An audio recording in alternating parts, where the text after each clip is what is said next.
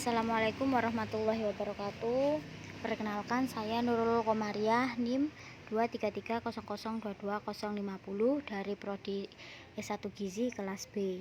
Di sini saya akan menjelaskan tentang alur deteksi dini balita gizi buruk. Pada alur deteksi dini balita gizi buruk ini ada dua penemuan kasus. Yang pertama kasus pasif dan juga yang kedua kasus aktif.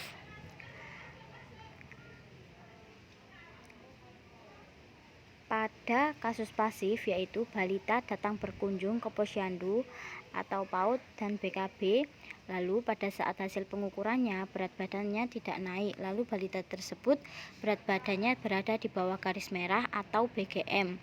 Lilanya di antara warna kuning dan merah. Dikatakan penemuan kasus pasif karena balita gizi buruk tersebut ditemukan saat datang berkunjung ke posyandu atau ke fasilitas layanan kesehatan.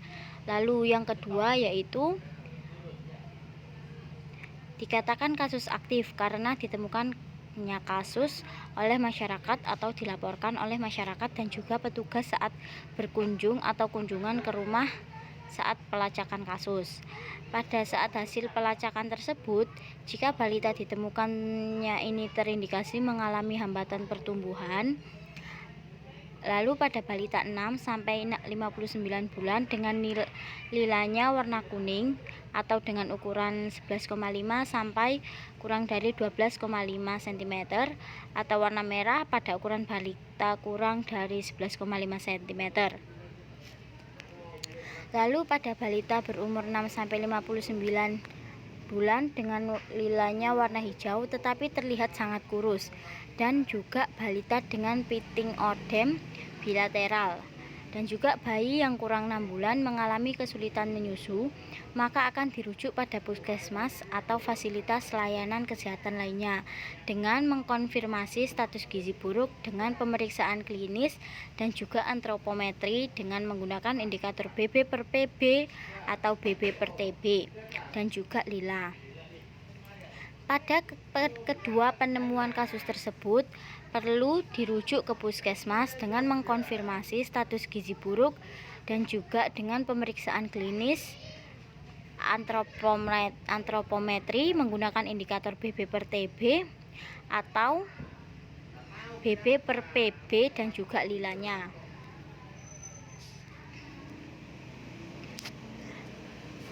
Lalu cara pemeriksaan adanya edema bilateral yaitu dengan melakukan pemeriksaan pada kedua punggung kaki atau tangan atau kedua tungkai, lalu menekan lembut dengan kedua ibu jari pada bagian punggung kaki atau tangan atau bagian bawah kaki atau tungkai, lalu hitung hingga 3 detik, kemudian angkat ibu jari tersebut. Jika lekukan bekas tekanan tersebut tertinggal pada kedua kaki atau tangan atau juga tungkai, berarti anak tersebut menunjukkan mengalami adanya edema. Pada balita dikatakan gizi kurang apabila ditemukan adanya satu atau lebih seperti BB per TB,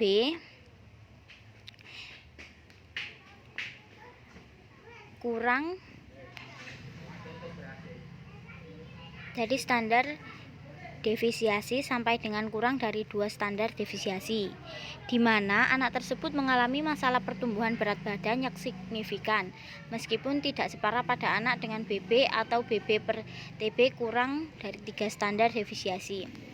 Lalu lilanya antara 11,5 cm sampai dengan kurang dari 12,5 cm dengan usia 6 sampai 59 bulan, dan juga balita tersebut tidak mengalami odem.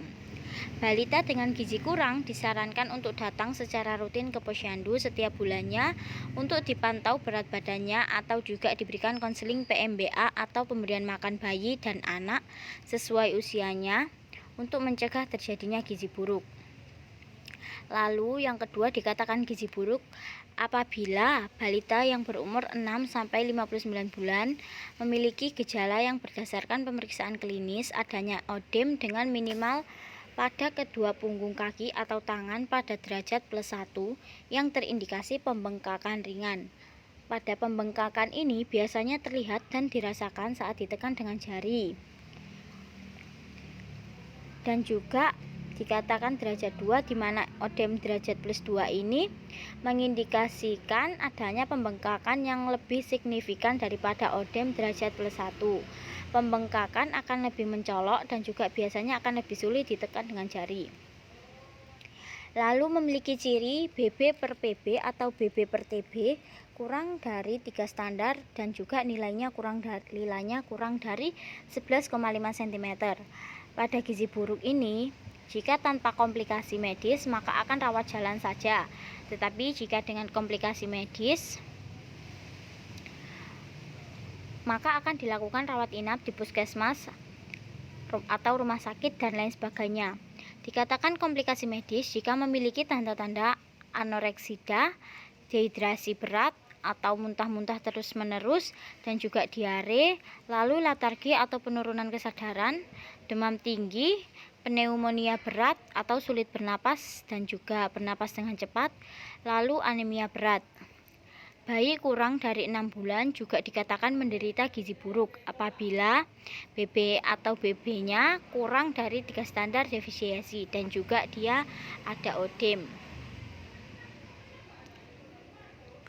Lalu bayi yang perlu dirawat inap di rumah sakit yaitu bayi yang berusia kurang dari 6 bulan yang ditemukan ada 1 atau lebih tanda seperti BB per PB kurang dari -3 standar defisiensi lalu dia ada odem. Terlalu lemah untuk menyusu berat, badannya tidak naik atau berat badannya juga turun. Dan juga terdapat tanda-tanda dari komplikasi medis.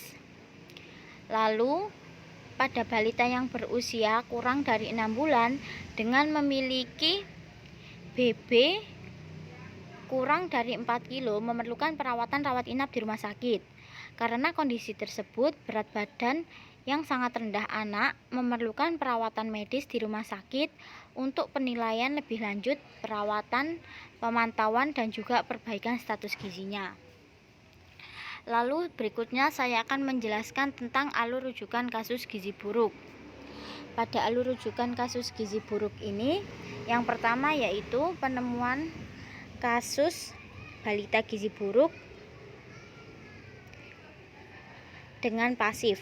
Pada penemuan kasus pasif ini, balita gizi buruk ditemukan pada saat datang berkunjung ke posyandu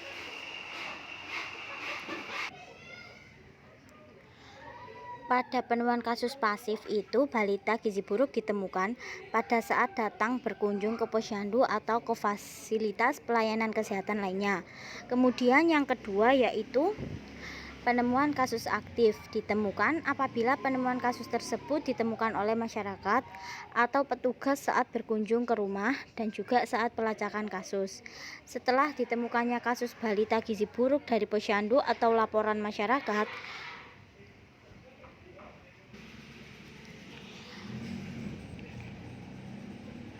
setelah mendapat kartu rujukan, balita yang dirujuk ke puskesmas akan dilakukan validasi dan juga konfirmasi status gizinya dengan pemeriksaan klinis dan juga antropometri menggunakan indikator BB per PB atau BB per TB dan juga lila. Dari hasil validasi dan juga konfirmasi status gizi balita, maka akan ditentukan jenis layanannya yang akan diberikan kepada balita tersebut. Pada balita gizi buruk tanpa komplikasi medis akan diberikan layanan rawat jalan. Lalu pada balita gizi buruk dengan komplikasi medis, maka akan diberikan layanan rawat inap. Pada bayi yang berusia kurang dari 6 bulan yang menderita gizi buruk dan juga balita yang berusia lebih dari 6 bulan dengan berat badan kurang dari 4 kilo, maka akan dirujuk ke rumah sakit untuk mendapatkan layanan rawat inap di rumah sakit. Pada bayi dan balita gizi buruk yang dirawat di rumah sakit dan puskesmas akan dipantau dan juga dievaluasi. Jika bayi atau balita tersebut tidak membaik, maka akan dievaluasi dan juga dicari faktor penyebabnya. Bila perlu dirujuk ke fasilitas pelayanan kesehatan atau tempat rujukan yang lebih tinggi. Lalu, jika bayi atau balita tersebut membaik, apabila bayi atau balitanya dirawat inap pada fase rehabilitasi, maka dapat dipindahkan ke layanan rawat jalan. Jika bayi dan balita sembuh dan saat dirawat di rumah sakit dapat dirujuk kembali ke puskesmas untuk mendapatkan pengawasan dari puskesmas dan juga anjuran kontrol serta pemantauan pertumbuhan rutin di posyandu. Apabila dirawat di puskesmas, maka akan dianjurkan untuk melakukan pemantauan pertumbuhan secara rutin di posyandu tersebut. Sekian dari saya. Terima kasih. Assalamualaikum warahmatullahi wabarakatuh.